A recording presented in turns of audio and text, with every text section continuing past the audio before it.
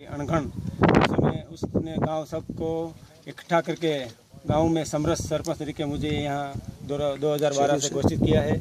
और लालजी भाई जो धर्मनंदन डायमंड सूरत के है, उसके माइंड में ऐसा गांव बनाना है जिसको मॉडल गांव कहते हैं। उसके सूरत से उसने पहले तो पानी का सोया, पानी के लिए हमारे गांव में 3 ऐसे बड़े बड़े डैम किए कि जिसको 30 से 35 फुट, 25 फुट और 20 फुट ऊंडे जो पत्थर निकाल के बड़े बड़े डैम 50-50 बीघा में 3 बनाए हैं।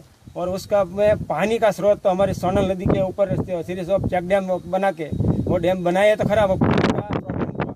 2 साल के बाद पहले भी बनाया था, अभी और इस साल भी बनाया था, क्योंकि पानी का स्रोत नहीं था हमारे गाँव में। छोटी नदी है, बिल्कुल 2 किलोमीटर से नदी शुरू होती है। तो उसके माइंड में ऐसा प्लान आया कि इसमें पानी कैसे डाले। तो सब गांव वालों ने सोच के लालजी भाई के मगज में ऐसा प्लान आया कि चलो आप कैरी नदी देखते हैं। कैरी नदी देखी, वहाँ तो 80 किलोमीटर लंबी कैरी नदी है। उसमें कैरी नदी के अंदर देखा यहाँ पानी ले जाने के लिए कोई विकल्प नहीं था। फिर सोचते सोचते माइंड में ऐसा प्लान आया कि इसको पाइपलाइन द्वारा इस कैरी नदी को सोनल नदी से जोड़ दे।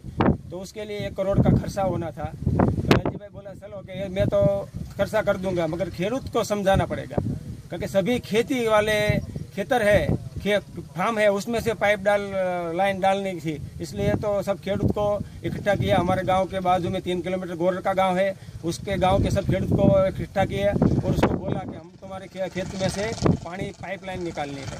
इसलिए वो खेडूतों ने सभी को मंजूरी दी कि आप निकाल दो, 3 फुट ज़मीन में अंदर डालना। और लालजी भाई ने ऐसा प्लान किया तो 15 से 17 फुट पाइपलाइन अंदर डाल दी और ये कैरी नदी को सोनल नदी से जोड़ दिया।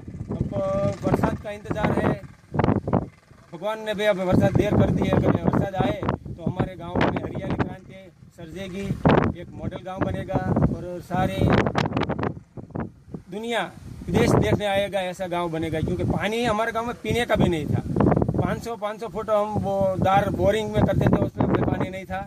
आज पानी का तल इस नदी से, कैरी नदी से जोड़ के हमारे डैम जो ओवरफ्लो हो गए, तो एक काया पलट गाँव की मॉडल रूप में दिखाएगा। और इसका पानी का फायदा हर कोई को होगा, जानवर को भी होगा, मनुष्य को भी होगा, खेतीबाड़ी में होगा। और प्रत्येक गाँव जो चिंजावदर, कैरिया, निंगाला, सतपर, सुक्का, पीपल आदि गांव, हमारे 15 गांव है, उसमें भी फायदा इसका बहुत ही होगा। कारण के 3 लाख लीटर पानी का हमने स्टोरेज बनाया है। उस पानी से हमारे सारे गांव समृद्ध होने वाले हैं आगामी दिवसों में।